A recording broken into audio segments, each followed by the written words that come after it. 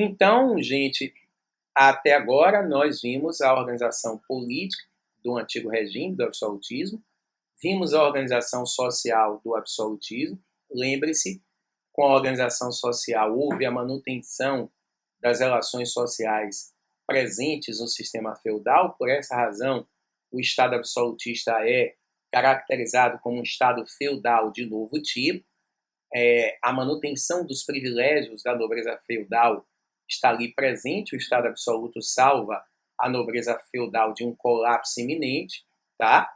Por essa razão, ele é um Estado feudal de novo tipo, não contemplando os anseios da burguesia que financiou a ascensão do Estado absoluto.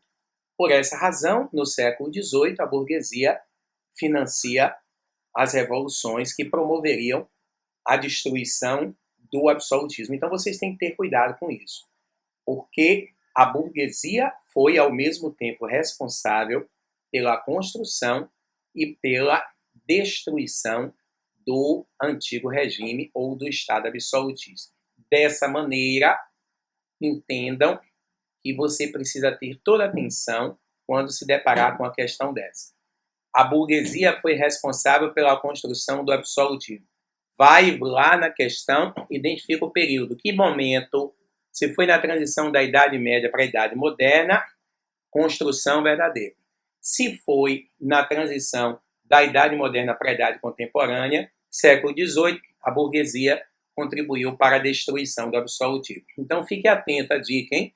A burguesia foi, ao mesmo tempo, responsável pela construção e pela destruição do absolutismo. Então vocês têm que ver o período, o momento histórico, para que essa questão torne-se verdadeira ou falsa. Tá bom? Para a gente fechar os estudos sobre o antigo regime, vamos estudar agora as características econômicas do absolutismo. E prestem muita atenção, porque essas características econômicas vão nortear o funcionamento da economia durante toda a Idade Moderna, e essas características, esse modelo econômico que então se estabeleceu, foi fundamental para organizar e nortear o processo de colonização da América. Tranquilo? Então vamos lá explicar para vocês aqui como funcionava a organização política ou a política econômica do antigo regime do absolutismo. Vamos juntos aqui. Bom, então, galerinha, para a gente finalizar essa aula de absolutismo, vamos aprender um pouco sobre a organização econômica do absolutismo ou do antigo regime. Bom, economicamente, o absolutismo foi caracterizado por uma organização de uma política ou por uma política econômica chamada de mercantilismo ou capitalismo comercial. Veja, política econômica é uma forma de organização da economia de um Estado. Todo Estado precisa de uma organização econômica, porque senão a economia fica um mangue, fica uma esculhambação. Então, o mercantilismo era o nome da política econômica do absolutismo, certo? Era a maneira utilizada pelo Estado Nacional, pelas monarquias absolutas, para organizar o funcionamento da economia. O mercantilismo era uma política intervencionista. Todas as vezes, uma política econômica ela pode ser intervencionista ou não intervencionista liberal. Se nós temos uma economia intervencionista, isso significa dizer que o Estado define o que vai e o que não vai ser feito na economia. O Estado é que define as relações sociais, o Estado é que diz o que vai e o que não vai ser feito com a estrutura econômica. Agora, o mercantilismo, como política econômica, tinha como principal função promover a acumulação de capital para as metrópoles europeias. Metrópole era o nome que se dava na Idade Moderna às economias centrais do capitalismo. As economias centrais do capitalismo denominavam-se metrópoles, certo? Então, o objetivo principal do mercantilismo era que as metrópoles as economias centrais do capitalismo enriquecessem explorando as colônias. Colônias era o nome das economias periféricas do capitalismo, notadamente as regiões que foram descobertas durante as grandes navegações. Então, o objetivo principal era a metrópole acumular capital através da exploração colonial. Então, entenda, colônia existe para ser explorada. Aí vocês vão me perguntar, Garrido e os Estados Unidos e o Canadá? Gente, Estados Unidos e Canadá são exceções. Colônias existem para serem exploradas. Estados Unidos e Canadá são exceções. Elas foram colônias de povoamento, sobretudo por conta das condições geoclimáticas. Tranquilo?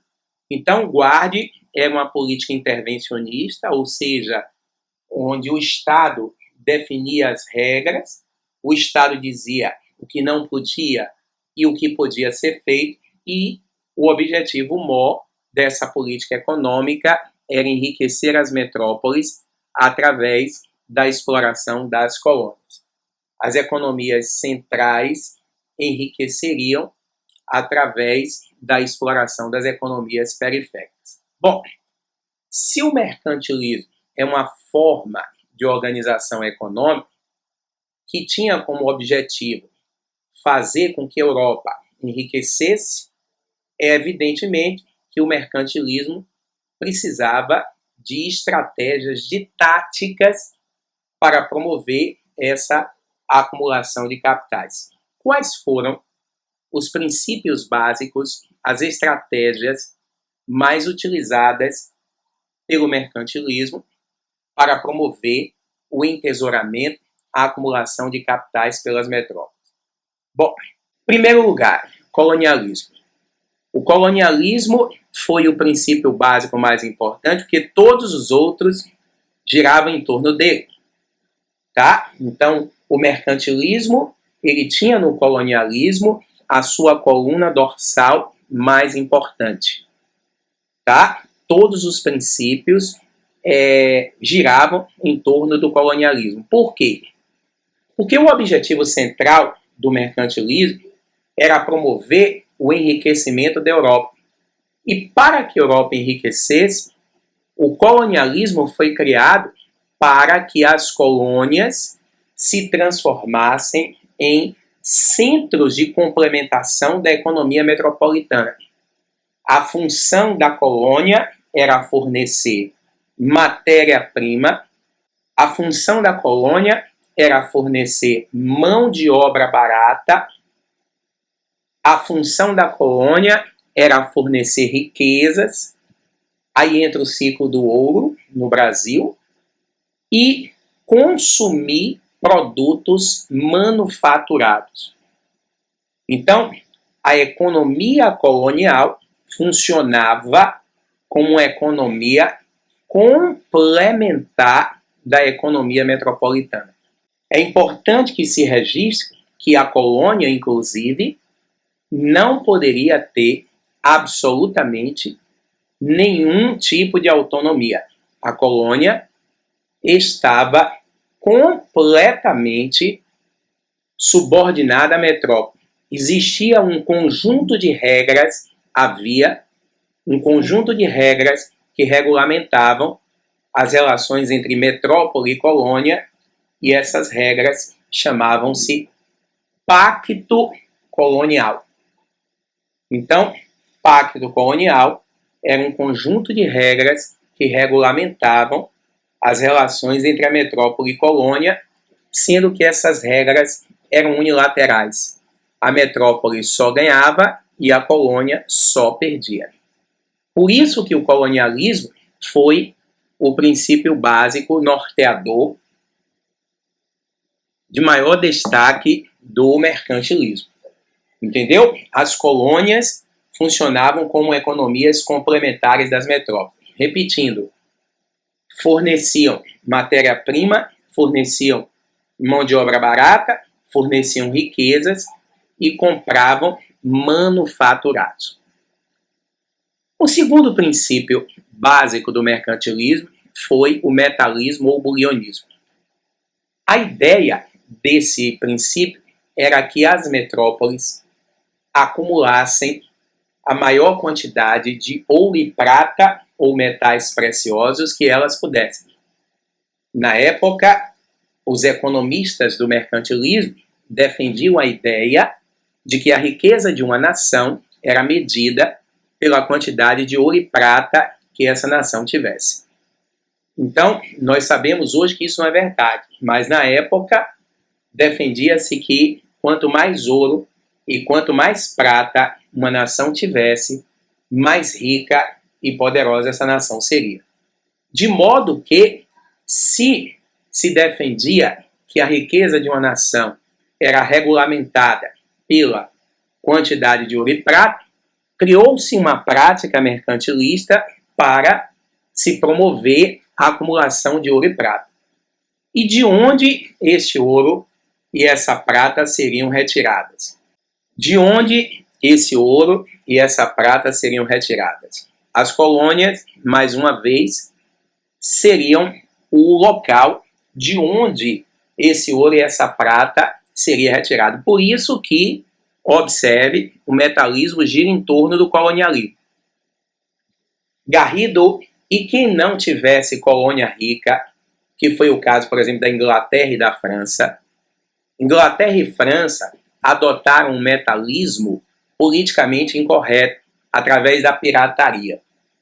Nesse aspecto aqui, nesse momento, vale destacar que as nações mercantilistas que mais se dedicaram ao metalismo foram Portugal e Espanha. Cuidado! O metalismo era uma prática que só existia em Portugal e na Espanha? Não. O metalismo era uma prática mercantilista.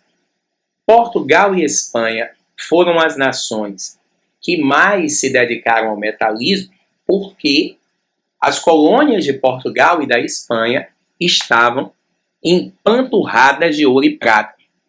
Então, quem mais teve acesso ao ouro e à prata foram Portugal e Espanha. Quem mais teve acesso à riqueza, metal, mineral, foi Portugal e Espanha. Mas quem mais acumulou foram Inglaterra e França. Porque há uma diferença entre você ter acesso à riqueza e acumular riqueza. Tá? São coisas diferentes. É possível que alguém ganhe 10 mil e alguém que ganhe 5, o que ganhe 10 mil acumular menos do que o que ganhe 5. Sim, porque a acumulação de capital não está associada só ao ganho. É claro que quanto mais você ganha, mais chance de acumular você tem. Mas a acumulação está associada a uma série de coisas. E Portugal e Espanha tiveram muito ouro e muita prata, extraíram muito ouro e muita prata, mas descuidaram-se, por exemplo, do desenvolvimento manufatureiro, do desenvolvimento industrial. E aí o que é que acontece? A política mercantilista de Portugal e da Espanha foi uma política do gasto. Tudo que eles ganhavam, eles gastavam, achando que a fonte não secaria. Enquanto a Inglaterra e França, por não terem colônias ricas, optaram por essa prática que é a balança comercial favorável. Essa prática, está aqui escrito, ela visa estimular as exportações. Por quê? No comércio internacional, a relação comercial, a balança comercial, ela é definida pela relação entre as exportações. Exportações são todas as vendas que uma nação realiza para fora. Tudo que uma nação vende para fora, ela está exportando. E tudo que uma nação compra de fora, ela está importando. Então, se você exporta mais do que importa, se você vende mais do que compra, você terá lucro.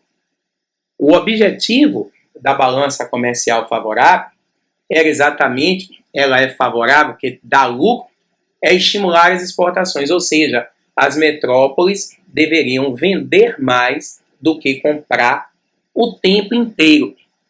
E aí, olhe como Inglaterra e França, por sorte também, tomaram a dianteira do processo de industrialização. Para você vender mais do que comprar, você tem que ter o que vender. Para você ter o que vender, é necessário que exista indústria. Então veja que coisa interessante. Como Portugal e Espanha tinham muito ouro e muita prata, dedicaram-se mais ao mercantilismo de gasto, ao metalismo ou bulionismo. A acumulação de capital foi pequena. Como Inglaterra e França não tinham colônias ricas, eles adotaram uma política que visava vender os produtos manufaturados para as metrópoles que tinham riqueza, que tinham colônias ricas. Por isso, Portugal e Inglaterra assinaram acordos comerciais, como o Tratado de Methuen, através do qual a Inglaterra vendia os produtos industrializados a Portugal, sendo pago com ouro. Então, aí vocês entendem, quando a gente explica a questão econômica, por que Portugal e Espanha largam na frente e são, na própria Idade Moderna, superadas rapidamente por Inglaterra e França, que adotaram uma prática mais consistente. Agora, foi sorte também, tá? Porque se Inglaterra e França tivessem colônias muito ricas em ouro e prata, evidentemente, dedicar-se-iam ao metalismo. Agora, se você não tivesse condição de exportar para outra metrópole, você exportava para quem? Para a colônia. Veja, a metrópole mantinha a balança comercial favorável, vendendo para a colônia, utilizando as regras impostas pelo Pacto Colonial Mercantilista, portanto. E, por fim, a última prática do mercantilismo é o protecionismo. O nome protecionismo dialoga conosco. A ideia é proteger os produtos fabricados na metrópole da concorrência estrangeira através da elevação da taxa de importação. Importação são os produtos que se compram. Gente, todo produto comprado, ele tem uma taxa. E essa taxa chama-se taxa de importação. Se você eleva essa taxa de importação, o produto importado fica mais caro. Se o produto importado fica mais caro, você está incentivando a compra do produto nacional. Entenda, se você torna o produto importado mais caro, você estimula a compra do produto nacional. Aí é que está.